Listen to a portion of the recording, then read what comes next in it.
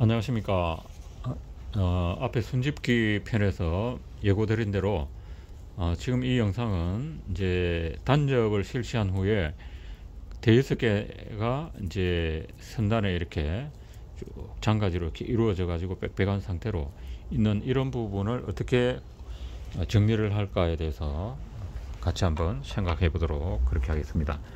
자, 영상을 잠시 조절하고요.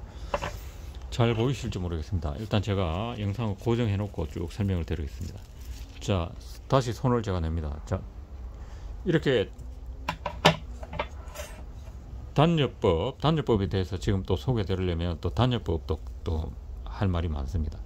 그러니까 단접법은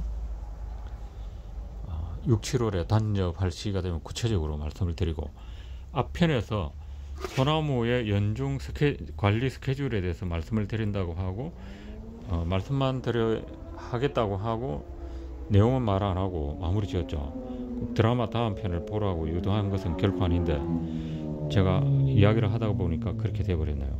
죄송합니다. 자, 연중 스케줄 이어서 하겠습니다. 이렇게 손집기를 지금 이 시점에 하고 나면 이제 6월쯤까지는 특별히 할 일이 없어요. 다 이제 묵은 잎 따내고 새 잎도 적당히 속아냈으니까 이제 또 순집기까지 했어요. 순집기까지 했으니까 지금부터 이제 6월 하순 정도까지는 할 일이 없습니다. 그러면 6월 하순에서 이제 7월까지는 뭘 하느냐면 소나무 단접을 실시합니다. 단접 작업. 그 단접 작업은 정확하게 얘기하면 단접법을 적용하는 시기, 이렇게 말씀을 드릴 수가 있겠는데, 소나무는 자연 상태의 잎 길이가 현재 보시다시피 이 상태는 이제 단접을 실시하지 않은 자연 그대로의 잎 길이입니다. 자, 잎 길이가 이렇게 길죠. 네, 제 중지가 긴 편인데 중지보다도 더 길어요. 제 중지보다도. 그 다음에 단접을 실시하고 난 현재 이 나무의 잎 길이를 한번 보겠습니다.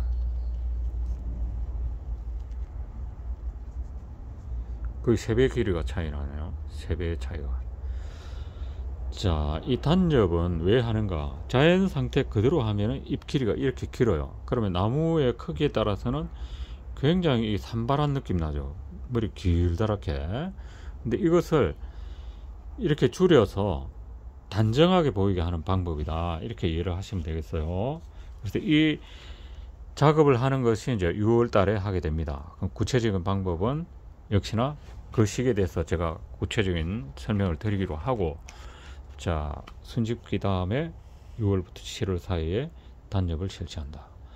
그 다음에 한 보름 정도 단접 작업을 하고 나서 한 보름 정도가 되면 가위로 그 자른 그 부위에서 좁쌀 크기 정도의 새 눈이 5개가 그 자른 그 주변으로 쭉 납니다.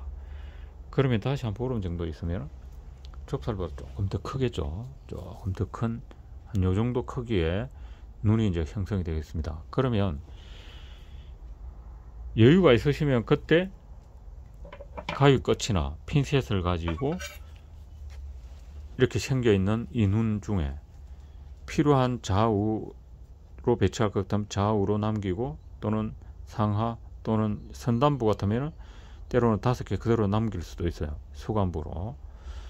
그런데 이제 대개 그 가지 부분에는 한 2개 정도를 남겨서 가지가 이런 식으로 양옆으로 자라도록 유도를 하죠. 그러니까 5개 정도 이상 난 것을 연말까지 그냥 두면 불필요한 에너지만 소비가 되지 않겠습니까? 그러면 여유가 있을 때는 필요한 양방향으로 2개만 남기고 다 눈을 제거를 해준다는 겁니다. 이 역시 하지 않아도 돼요. 단접만 그냥 실시하고 그냥 둬도 됩니다. 빽빽하게 그냥 조경수 같으면 아주 이제 촘촘하게 아주 나무가 충실해, 가지가 충실하게 이루어진 것처럼 보이니까 그대로 두셔도 큰 문제는 없어요. 자, 그렇게 이제 하고 나서 이제 9월이 옵니다. 그죠? 9월이 오면 7월에 했으면 한 9월은 한 2달, 그 다음에 6월에 했으면 한 석 달 정도 후에, 그때는 이제 소나무의 가지와 가지 사이에 간격이 너무 길다. 그리고 여기에 좀 눈을 만들었으면 좋겠다 할 때, 그때는 이제 원하는 정도의 위치에서 눈이 날 수 있도록 선단부를 좀 전정을 해줘요. 그러면 그 잎과 잎 사이에서 눈이 충실하게 만들어지면서 가을까지 그대로 있다가 이른 봄 되면은 거기서 아주 튼튼한 순들이 쭉 나오게 되는 그런 시기입니다. 그럼 그때는 이제 긴 가지의 마디 사이를 줄일 수 있는 전정을 고려합니다. 그 다음 이제 이럭저럭 해서 이제 12월에 이르르면 그 해에 생장이 멈추게 되죠. 그러면 그 시기에는 이제 묵은 잎을 싹 제거하고 생장이 멈췄다고 보고, 그 해 난 잎들을 그 전해에 난 잎들을, 묵은 잎을 제거를 해줍니다. 그 묵은 잎이 이제 소나무 같은 경우는 그 묵은 잎이 떨어지는 것을 갈비라 그러죠. 갈비, 소나무 갈비. 옛날에 아궁이 불 뗄 때 아주 좋은 그 뗄감이었습니다, 갈비가. 근데 인위적으로 따지 않으면은 그렇게 많이 떨어지지 않기 때문에 이제 묵은 잎은 색깔이 조금 누른빛을 띠면서 새잎과 아주 짙은 녹색과는 대조적으로 되어 있기 때문에 시각적으로 보기가 조금 좋지 않습니다. 그럴 때는 그 묵은 잎을 이제 제거를 하게 되죠. 그 다음에 한두 달 지나고 나면 이제 2월에 들어서죠. 그러면은 그 단엽을 하고 난 뒤에 이 새잎들을 통풍이 잘 되도록, 빽빽하게 나 있기 때문에 통풍이 잘 되도록 한 20-30% 정도를 잎을 뽑아줘요. 그래서 사이사이에 통풍이 잘 되고 햇빛도 잘 드나들 수 있도록. 그 다음에 이제 6월 말이나 3월 초순이 되면 이와 같이 이제 숨집기를 하게 되죠. 이렇게 해서 연중 소나무 관리의 스케줄이 이루어지는데, 한 번만 해도 된다고 한 것은 뭐냐면, 소나무 그 단엽하는 시기에 그냥 가위 한 번만 딱 대면 돼요. 그 나머지는 그냥 귀찮다, 그냥 두셔도 크게 문제는 없어요. 속에 조금 뜨기도 하고 너무 뭉쳐있기도 합니다. 그래도 그냥 이렇게 뭐 조경석 보는 대로 크게 뭐 문제는 없어요. 그러니까 그 정도로 해도 연중 소나무 잘 키울 수 있다. 일반인들이 오해하는 것 중에, 분재에서 오해하는 것 중에 하나가, 소나무는 분재에서 제일이다, 소나무는 키우기가 힘들다. 그 두 가지는 오해에서 비롯된 겁니다.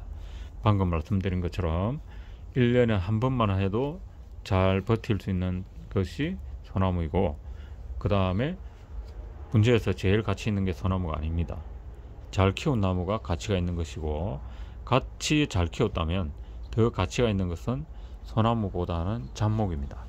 잡목이라고 하면은 상록수를 제외한 낙엽수 계통을 통틀어서 잡목이다 이렇게 부릅니다. 왜 그러면 잡목이 더 가치가 있는가? 아주 섬세한 손길이 필요해요. 예를 들면 단풍나무라든가 느티나무라든가 하는 이런 나무들은 그 아주 잔 가지를 많이 만들어서 겨울에 한수, 그 겨울 나무에 낙엽이 떨어지고 그 잔잔한 그 가지의 섬세함을 감상하는 게 아주 매력이 있거든요. 그래서 많은 노력과 어려운 그 과정을 거쳐서 이룩한 것이 가치가 있겠습니까? 아니면 뭐 크게 애로 없이 일정한 작업을 통해서 이루어진 것이 가치가 있겠습니까? 네, 그렇게 이해를 하시면 되겠습니다.